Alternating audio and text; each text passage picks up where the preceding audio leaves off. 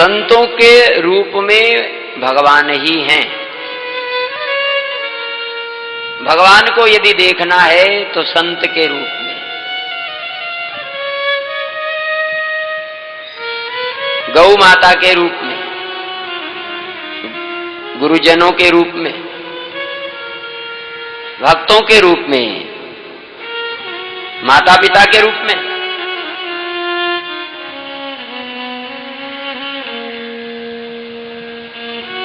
ये सब भगवान के स्वरूप हैं।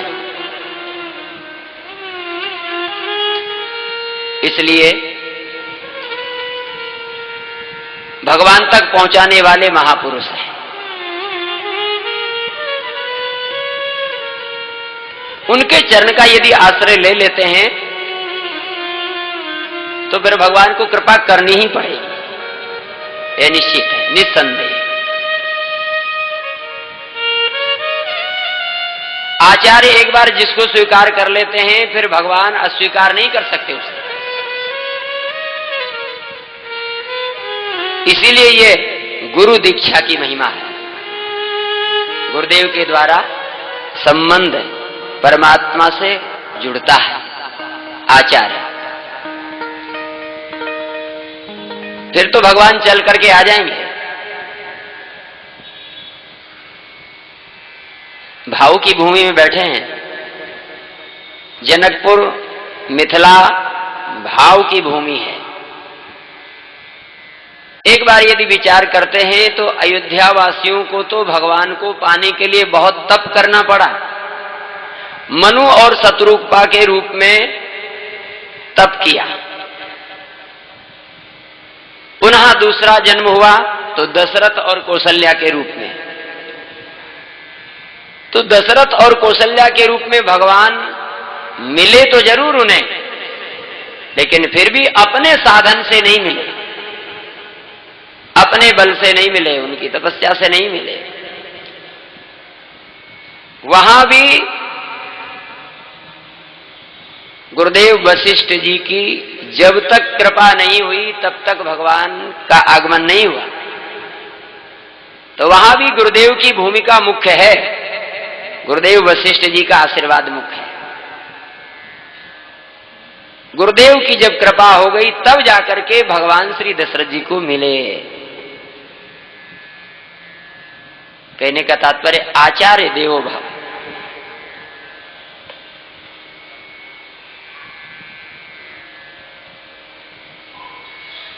जनकपुर वासी अयोध्या दर्शन करने नहीं गए। राम जी के दर्शन करने अयोध्या गए हों नहीं। स्वयं भगवान श्री राम लक्ष्मण जनकपुर पहुंचे। क्यों? क्योंकि वहां पर भक्ति स्वरूपा श्री जानकी मैया निवास कर रही है। भक्ति जहां पर है वहां भगवान को बुलाना नहीं पड़ता है, भगवान स्वयं चल करके वहां पहुंच जाते हैं। भगवान भक्ति का अनुकरण करते हैं। भगतिवंत अति नीचौ प्राणी मोहि प्राण सम असि मम बानी। भगवान कहते हैं भक्ति करने वाला कोई नीच से नीच परिवार में भी भले ही जन्म क्यों ना लिया हो, किसी भी कुल खानदान का हो, लेकिन यदि उसके अंदर भक्ति है तो वह मुझे प्राणों के समान प्रिय लगता है। भगतिवंत अति नीचहु प्राणी मोहि प्राण सम असि मम वाणी। और भगतिहीन बिरंच किन होई। वह ब्रह्मा जी मेरे ही पुत्र हैं। भगवान कहते हैं कि ब्रह्मा मेरे ही पुत्र हैं। और भगवान की इस सृष्टि में, भगवान की इस लीला में जितना बड़ा सहयोग ब्रह्मा जी का है उतना बड़ा सहयोग और अन्य देवताओं का नहीं है। सबसे अधिक सहयोग ब्रह्मा जी का है। क्योंकि सारी सृष्टि के रचयिता ब्रह्मा जी हैं। और ब्रह्मा जी किसके पुत्र हैं? भगवान के। सृष्टि की रचना किनकी आज्ञा से हो रही है? भगवान की आज्ञा से। तो भगवान के यहां एक प्रकार से देखा जाए सेवा की दृष्टि से तो ब्रह्मा जी भगवान के सबसे बड़े सेवक हैं, सबसे बड़े पुत्र भी हैं और सबसे बड़े सेवक भी हैं। भगवान की आज्ञा का पालन करते हुए सृष्टि की रचना करते हैं। तो इस सृष्टि में ब्रह्मा जी का बहुत बड़ा योगदान है। लेकिन उनके लिए भी भगवान कहते हैं कि भगतिहीन विरंच किन होई। भले ही वे ब्रह्मा मेरे ही पुत्र हैं, मेरे सेवक हैं, लेकिन यदि ब्रह्मा के पास भी यदि कहीं भक्ति नहीं है तो फिर जैसे सामान्य जीव वैसे ही ब्रह्मा है मेरे लिए। फिर मैं ब्रह्मा से भी इतना प्रेम नहीं करता हूं, भले वो मेरे पुत्र हैं। तो भगवान के यहां भक्ति की प्रधानता है।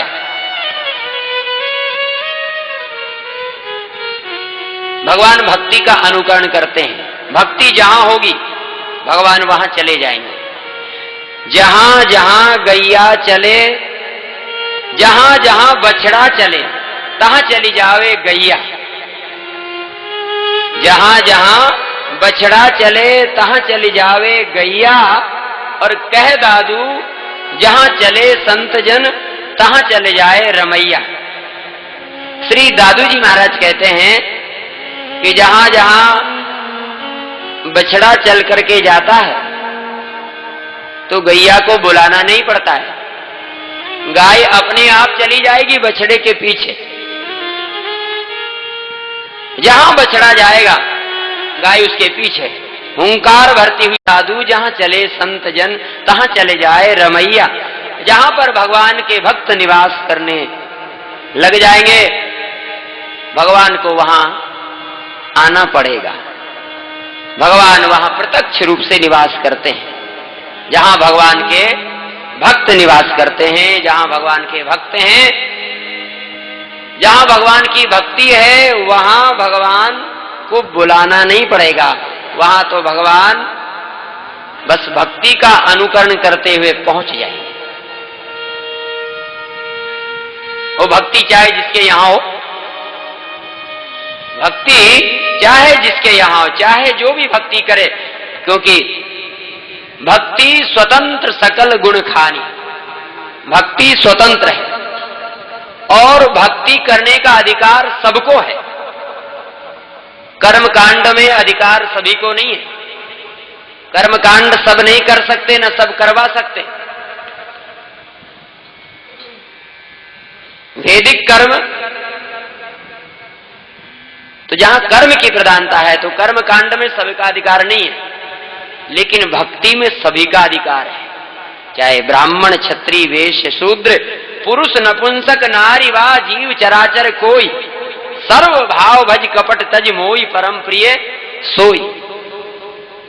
कोई भी हो, पुरुष नपुंसक नारी वा जीव चराचर कोई भी हो, लेकिन भक्ति में सबका अधिकार है। भक्ति सब कर सकते हैं। तो भगवान भक्ति का अनुकरण करते हैं। जनकपुर में भगवान अपने आप क्यों पहुंचे?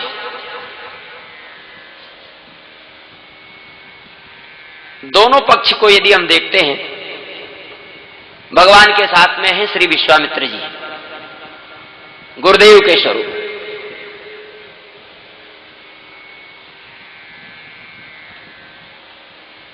आगे आगे विश्वामित्र जी, पीछे पीछे राम और लक्ष्मण।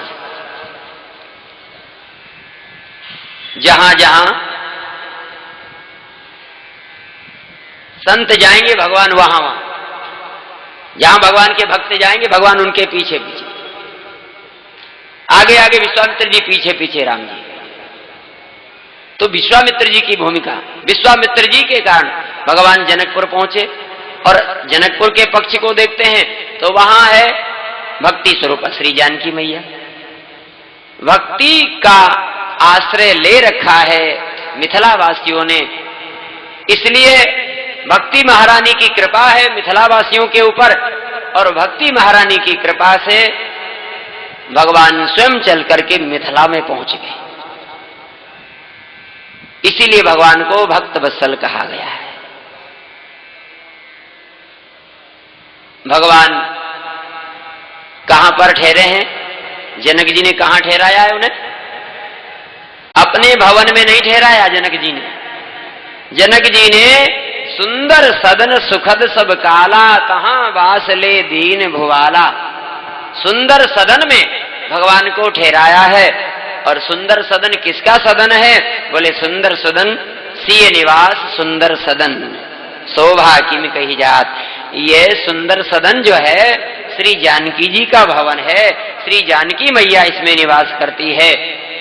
तो श्री जनक जी महाराज ने विचार किया कि मैं तो ब्रह्म ज्ञानी हूं, ब्रह्म ज्ञानी के भवन में भगवान कब तक रहेंगे ये नहीं कहा जा सकता है। इसलिए भगवान को यदि हमेशा के लिए अपने यहां रोकना है तो बोले भक्ति के भवन में। तो जनक जी ने जानकी जी से कहा, बेटी तुम अपना भवन खाली कर दो। जानकी जी ने कहा, पिताजी फिर मैं कहां रहूंगी? बोले बेटी तुम हमारे भवन में आ जाओ और तुम्हारे भवन में राम जी रहेंगे। कितना बढ़िया सिद्धांत है कि भक्ति के भवन में तो भगवान ठहर जाएं और वह भक्ति हमारे भवन में ठहर जाए, काम बन जाएगा। ब्रह्म ज्ञानी के हृदय में भक्ति आ जाए, ब्रह्म ज्ञानी के हृदय में भक्ति आ जाए और भक्ति के भवन में भगवान आ जाए। और भगवान भक्ति के भवन में ठहरते ही भक्त वत्सल हो गए।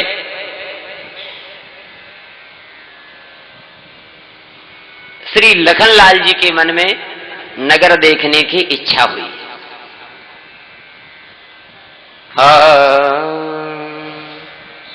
लखन हृदय लालसा विसेखी, लखन हृदय लालसा विसेखी, लखन हृदय लालसा विसेखी, लखन हृदय लालसा विसेखी, लखन हृदय लालसा विसेखी।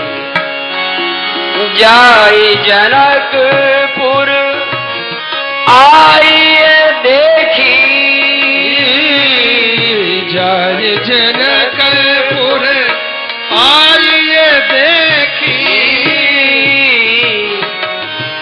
लखन हृदय लालसा विसेखी, लखन हृदय लालसा, लखन लालसा, लखन लालसा। तो कहानी है, सब जगह है, अंदर बाहर सब जगह है। तो उन्हें बताना नहीं पड़ेगा क्या? उन्हें भी बताना पड़ेगा। सो तुम जानो अंतर्यामी, जो अंतर्यामी उन्हें भी बताना पड़ेगा। वो तो घट घट की बात को जानते हैं। इसलिए लक्ष्मण जी के हृदय में लालसा उत्पन्न हुई है। लखन हृदय लालसा अभिषेखी।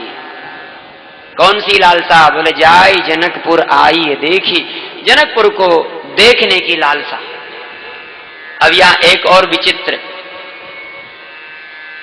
जिज्ञासा मन में उठती है कि जो श्री लखनलाल जी राम जी के अनन्य प्रेमी हैं,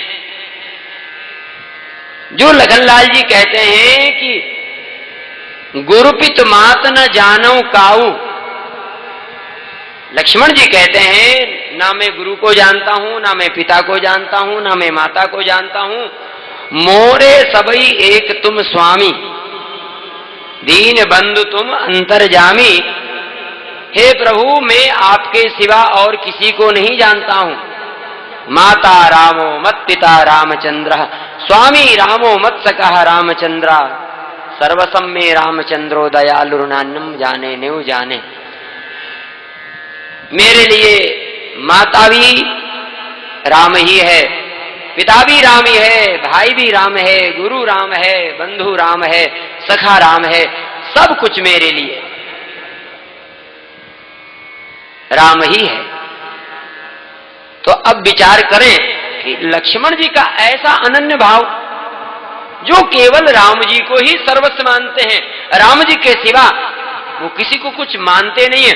वनवास काल में ये उदाहरण मिलता है।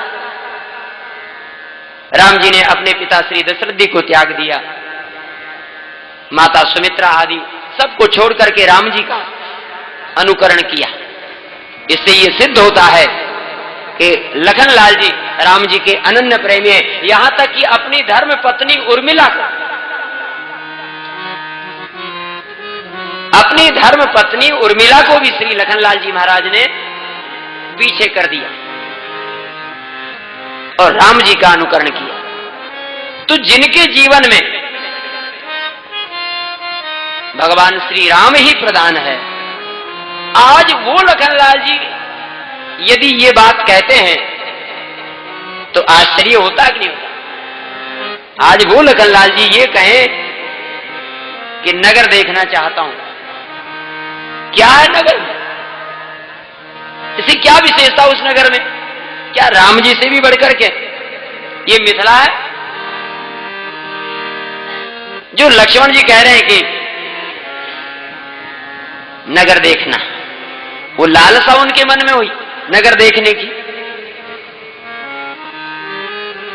तो इसका समाधान महापुरुषों ने ये किया है कि लखनलाल जी जीवों के आचार्य हैं, जीवाचार्य हैं लखनलाल जी।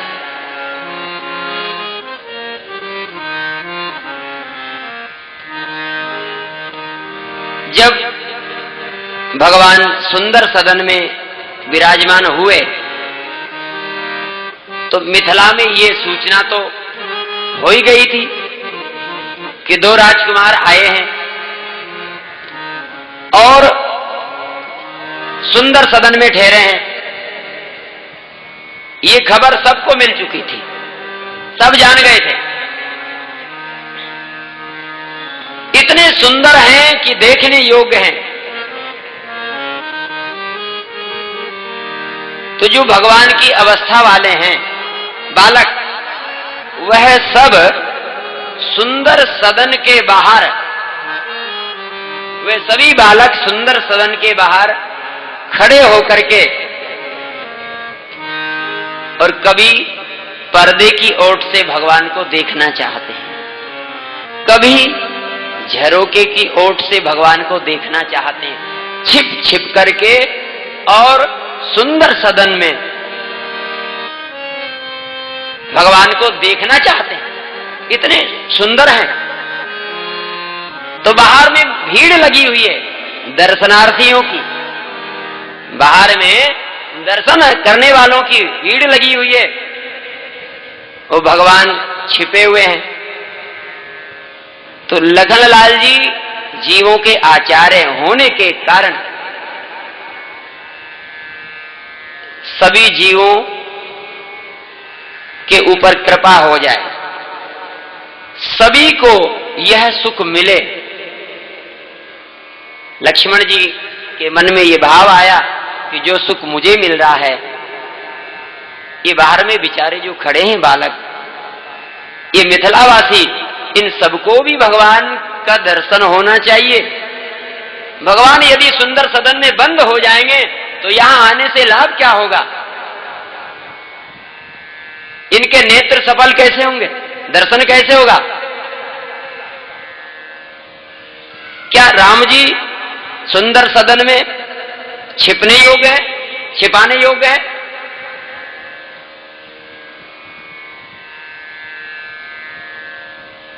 एक बार श्री दादू जी महाराज अपने शिष्य मंडली के साथ में कहीं किसी बस्ती में पहुंचे तो वहां के लोग बड़े नास्तिक, किसी ने भी उनकी सेवा नहीं की। रात भर महात्मा रहे, सवेरे जब जाने लगे तो श्री दादू जी महाराज चलने लगे तो आशीर्वाद दिया उन्हीं लोगों को जिन लोगों ने सेवा नहीं की। क्या कहा? सभी लोग प्रसन्न रहें और आप सब खूब फूलो फलो, सब यहीं रहो, यहां के लोग खूब प्रसन्न रहे, यहीं रहें। अब शिष्यों के समझ में नहीं आ रहा कि गुरुदेव ने आखिर ये क्या किया, इन्होंने तो हमारी कोई सेवा भी नहीं किया, फिर हमें ये आशीर्वाद, इन गांव वालों को आशीर्वाद कैसे दे दिया? अरे इन्हें तो श्राप देना चाहिए, सो आशीर्वाद दे रहे हैं। लेकिन गुरुदेव है, कुछ पूछा नहीं। दूसरी बस्ती में पहुंचे तो वहां के लोग बड़े धार्मिक थे, बहुत सेवा हुई। प्रातःकाल जब वो जाने लगे तो दादू जी ने उस बस्ती को भी आशीर्वाद दिया, ये पूरी बस्ती उजड़ जाए, ये पूरी बस्ती उजड़ जाए, ये सब लोग जहां तहां बिखर जाए। अब शिष्यों के मन में जिज्ञासा हुई, पूछा गुरुदेव आपने जिन लोगों ने सेवा नहीं की उन्हें आशीर्वाद दिया कि ये लोग खूब फूले फले और एक जगह बने रहें, और जिन्होंने सेवा की उनको आप कह रहे हैं कि ये सारी बस्ती उजड़ जाए, ये सब लोग जहां तहां बिखर जाएं, फैल जाएं। तो आपने इस बस्ती को तो उजड़ने का ये आशीर्वाद दे दिया, कारण क्या है? तो श्री दादू जी महाराज ने कहा कि भाई पहली बस्ती वाले लोग नास्तिक हैं, धर्म को नहीं मानते, भगवान को नहीं मानते, तो ये लोग जहां जाएंगे वहां अधर्म का ही प्रचार करेंगे, नास्तिकता ही फैलाएंगे। इसलिए ऐसे लोगों का तो एक ही जगह रहना ज्यादा अच्छा है।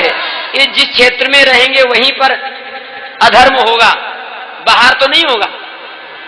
और दूसरे लोगों को जो कहा है कि ये बस्ती उजड़ जाए, तो इस बस्ती में रहने वाले तो सभी लोग धार्मिक हैं। ये धार्मिक लोग एक जगह रहेंगे तो एक ही क्षेत्र का कल्याण होगा, और यदि ये धार्मिक लोग सभी जगह जाएंगे, बिखर जाएंगे पूरे देश में, तो सनातन धर्म का कितना प्रचार प्रसार होगा।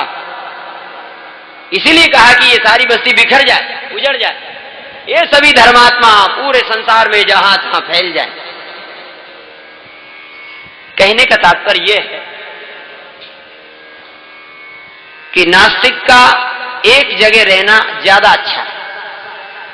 कुंभकर्ण सम सोवत नीके, कुंभकर्ण का सोना ही अच्छा, कुंभकर्ण का सोना ही अच्छा है। यदि वो जग जाएगा संसार को खा जाएगा। इसीलिए ऐसे लोगों का एक ही जगह रहना ज्यादा अच्छा है। लेकिन धार्मिक लोगों का एक जगह रहना अच्छा नहीं है। और इसीलिए तो गोस्वामी जी ने लिखा कि मुद मंगल में संत समाजू, जो जग जंगम तीर्थ राजू। संत इसीलिए विचरण करते रहते हैं, जगत का कल्याण है। धर्म को जानने वाला व्यक्ति एक जगह यदि बैठ जाएगा तो धर्म का प्रचार कैसे होगा, लोगों को लाभ कैसे मिलेगा? तो यहां पर जो है भगवान सुंदर सदन में अभी बैठे हैं, तो लक्ष्मण जी ने यह युक्ति लगाई कि भगवान सुंदर सदन में छिपने योग्य नहीं है। यहां छिपने के लिए नहीं आए, यहां तो सबको दर्शन देने के लिए आए हैं। बाहर निकलेंगे कैसे? तो कोई ना कोई तो बहाना चाहिए। इसलिए लखन हृदय लालसा विसेखी, लखन हृदय लालसा विसेखी, लखन हृदय लालसा विसेखी, लखन हृदय लालसा विसेखी, लखन हृदय बिसेखे लखन हृदय लालसा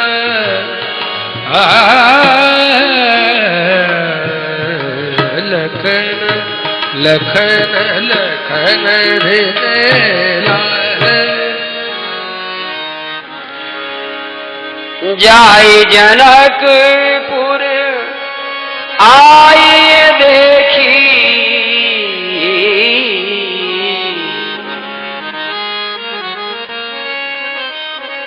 लक्ष्मण जी के मन में नगर देखने की इच्छा हुई।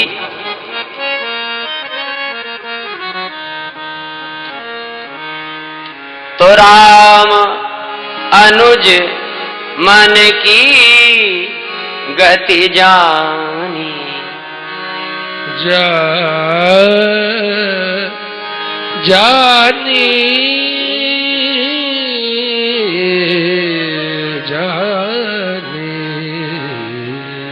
राम अनुज मन की गति जानी राम अनुज मन की गति जानी राम अनुज मन की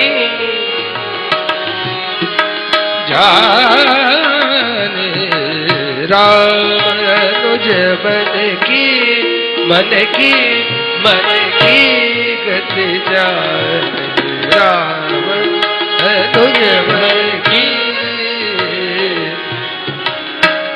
भगत बचलता ही हुलसानी भगत बचलता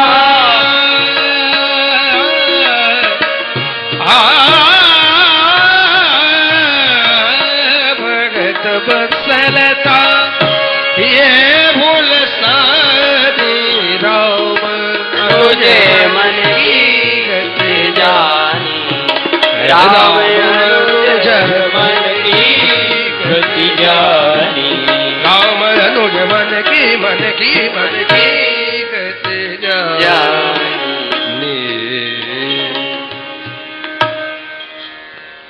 भगवान अपने अनुज के मन की गति को जान गए। भगवान भक्त वत्सल इसलिए भगत बचलता ही हुलसानी, हृदय में भक्त वत्सलता हुलसाने लगी। भगवान भक्त वत्सल है ना। राम सदा सेवक रुचि राखी वेद पुराण संत सुर साखी साखी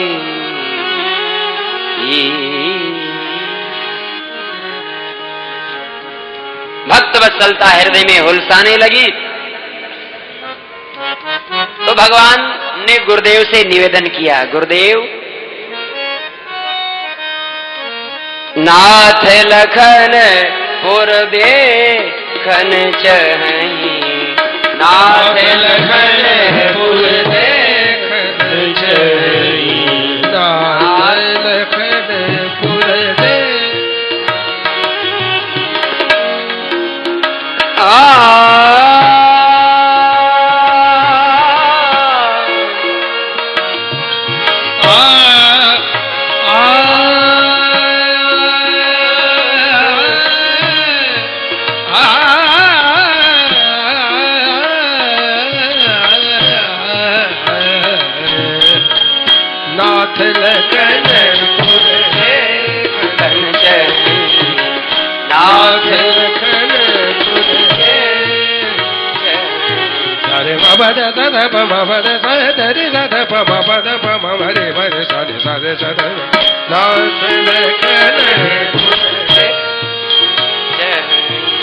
नाथ लखनपुर देखन चाहिए नाथ लखनपुर दे नाथ लखनपुर दे नाथ लखनपुर दे।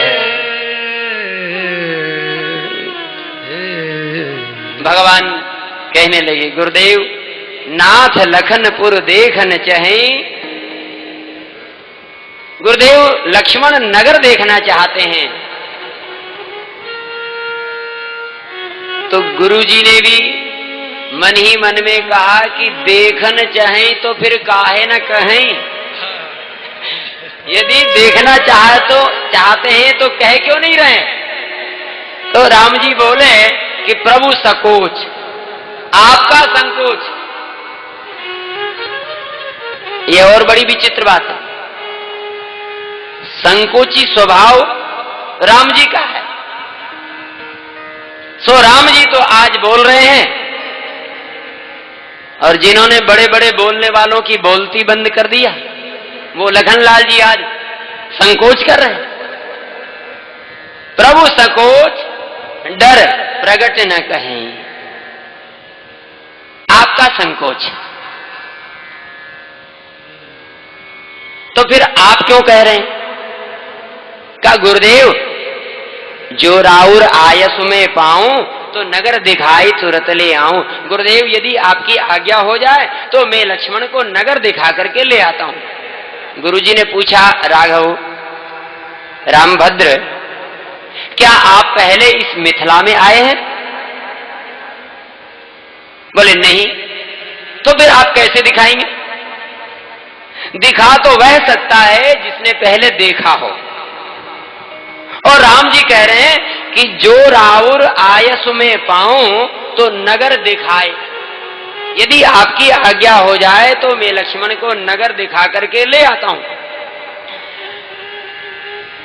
तो आप कैसे दिखाएंगे? क्योंकि आप भी पहली बार आए हैं, फिर आप कैसे दिखा सकते हैं? इसलिए हम कहते हैं रामभद्र, ठीक है, नगर देखने की इच्छा लक्ष्मण के मन में है तो हम किसी सेवक को बोल देते हैं और वह सेवक, 4 सेवक जाएंगे और लक्ष्मण जी को नगर दिखा करके ले आएंगे। लेकिन आप क्यों जा रहे हैं साथ में? अरे नगर देखना है, लक्ष्मण को दिखाएंगे सेवक, फिर आपका साथ में जाने से तात्पर्य क्या है? तो भगवान कहने लगे, गुरुदेव नगर लक्ष्मण को ही देखना, मुझे नहीं देखना। नगर लक्ष्मण को ही देखना है और दिखाएंगे भी सेवक ही, तो फिर आप क्यों जा रहे हैं? राम जी कहते हैं, मैं इसलिए जा रहा हूं कि तुरंत ले आऊं। सेवक पता नहीं कब तक नगर दिखाते रहेंगे, मैं यदि साथ में रहूंगा तो तुरंत ले आऊं। मैं यदि साथ में रहूंगा तो लक्ष्मण को आपके समीप में लेकर आ जाऊंगा। इसलिए अच्छा, गुरुदेव कहने लगे, अच्छा अच्छा रामभद्र, मैं समझ गया। लक्ष्मण नगर देखे बिना नहीं रहते हैं, तो आप लक्ष्मण को देखे बिना नहीं रह सकते हैं। अब मैं दोनों भाइयों की चालाकी समझ गया। लक्ष्मण नगर देखना चाहते हैं और आप लक्ष्मण को देखना चाहते हैं। आप लक्ष्मण के बिना नहीं रह सकते हैं। ठीक है, जाओ। पर मुझे तो लगता है कि आप नगर देखने नहीं जा रहे। विश्वामित्र जी कहने लगे कि मुझे लगता है कि आप नगर देखने नहीं जा रहे हैं, मुझे तो लगता है कि आप तो अपने आप को दिखाने जा रहे हैं। ये मिथिलावासी नाम रूप को मिथ्या मानते हैं ना, तो आप अपना ये रूप दिखा करके इन मिथिलावासियों को यह बताना चाहते हैं कि नाम और रूप भी कुछ है। तो मैं समझ गया कि आप देखने नहीं जा रहे हैं। ये देखने का तो बहाना है, ये तो आपकी कृपा है मिथिलावासियों पर। सुख पूर्वक जाओ सुबंधु को ले, सुख पूर्वक जाओ सुबंधु को ले, यही ते भली बात ना अन्न बनेगी। अति दुर्लभ दर्शन पाकर के नगरी तव भक्त अनन्य बनेगी। रामभद्र, आपका दर्शन अति दुर्लभ है, जो आज मिथिलावासियों को सुलभ हो गया है। अति दुर्लभ दर्शन पाकर के नगरी तव भक्त अनन्य बनेगी। ये सारी मिथिला की पुरी आपकी भक्त बन जाएगी। हे राघव, रघुराई तुम्हें लख के जग की, रघुराई तुम्हें लख के जग की, सुघराई निकाई नगण्य बनेगी। आज सारे जगत की सुंदरता फीकी पड़ जाएगी आपको देख करके। तो रघुराई तुम्हें लख के जग की, सुघराई निकाई नगण्य बनेगी। रामभद्र, मैं तो कहता हूं कि तुम देखोगे क्या, तुम देखोगे क्या मिथिलापुरी को, ये मिथिला तुम्हें देख के धन्य बनी। आप मिथिला को क्या देखोगे, आज ये मिथिला ही